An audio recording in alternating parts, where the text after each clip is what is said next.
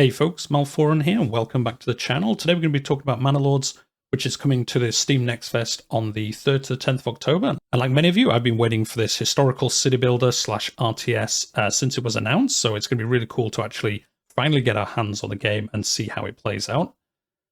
So Manor Lords is a medieval strategy game that combines deep, organic, and realistic city building with large-scale tactical battles. Although the demo will be focused on the city building and economy side of the game this time, the combat system itself is looking really good so far. If you visit the Steam page, which I will leave a link to in the description down below, you can see the progress they've made recently with the combat, and hopefully we do get to see that in-game in a future demo or early access if that's what the game does before it comes out on full release. But yeah, this is going to be focused on the city building and economy side, which is going to be plenty to keep us busy, to be honest. It looks really kind of simple to pick up, but complex to master, so being able to actually see how they play out in the game is going to be good to see.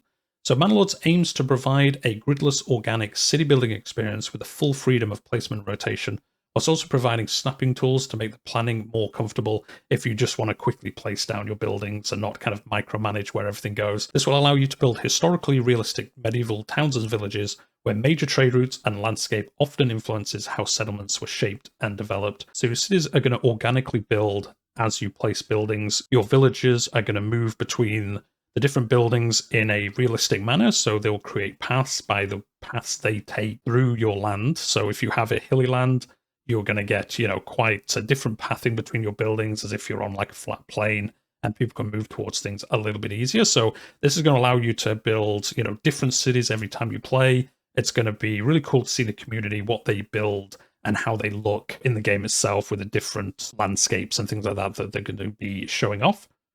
While the game is not set in an exact time or place to allow for a more sandbox experience, the game is heavily influenced on the style and architecture of the late 14th century Europe. Setting Manor Lords apart from the recent releases in the city building genre, the game also favours historical accuracy in order to make the world feel authentic, colourful, and believable. This extends beyond the city building part of it, as I discussed before. This is going to be how your villagers look, how they're equipped, their tools, their weapons, how armies look, how the world itself kind of looks in itself. So it's going to look very different, I think, to most games. There have been games a little bit like this before, like Banished and Patreon and things like that, but adding in the combat as well is going to really lift this game above those. And I think just how it looks in the Unreal Engine is just, I can't wait to actually see how the game looks in person when you're actually playing it. So yeah, so far it's looking really, really good. Manor Lords has a deep economic system with multi-stage resources and crafting. Each region in the game will have differing resources, and it will be up to you to maximize what you have, while using trade or the force of your armies to acquire what you are missing. Perhaps you have an abundance of coal and iron ore. Blacksmithing will then fuel your growth, selling your easily acquired goods to other regions for maximum profits, which you can then use to purchase the resources you have more scarce availability of in your lands. This is also going to lead to different campaigns. You're not going to be able to use the same cookie cutter strategies in each game that you play. Maybe you're playing a region that has limited wood, so you're going to have to focus on getting the correct buildings early on so you basically don't just hamper your entire village.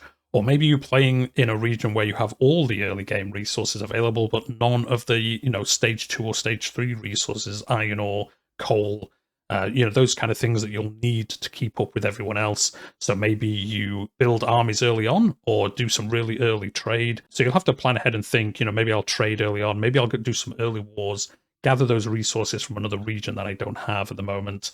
And then that's going to help you grow during the later end of the game. So again, this is going to change how you play the game every time. You're not going to be able to just, always build the same buildings, always do the same production trees, because you're going to be missing resources that you don't have, and then you're going to have to think about how you want to gain those in different ways, like say through trade or combat itself. Although not planned to be in the Steam Next Fest demo, Manor Lords aims to portray battles that feel real, with large-scale unit formations, morale, flanking, fatigue, weather conditions, and equipment all coming into play.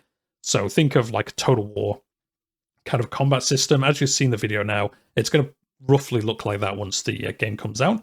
You will need to position your armies wisely to become the victor. A smaller force can defeat a larger army if commanded well. After all, thinking about how you're actually going to go into the fight rather than just throwing your troops in. Make sure they're properly equipped. As I said in the economy section, maybe you don't have access to, good resources to make better weapons. So how are you going to combat that when you play? Maybe you'll have to use your tactical mind rather than just how good your troops are equipped. So again, that'd be really cool to see. It's not going to be in the demo, unfortunately, but I think the economy and city building will keep us plenty busy for the 7 days the demo is active. So yeah, it will be good to see though once that is in the game or in a future dev diary or some kind of feature to show us how that is going to play now. They've been showing a lot of updates for the battles in the on the official Twitter, so if you are interested, if you do go follow the game, they are showing off like the improvements they've made in combat and how things work and interact. So it all looks really, really good. So can't wait for that to be added. Manor Lords is created by a solo developer, and as you can see, it's looking fantastic so far, and hopefully it looks great when we play it next week. If you are willing to help with its success, do go wishlist the game.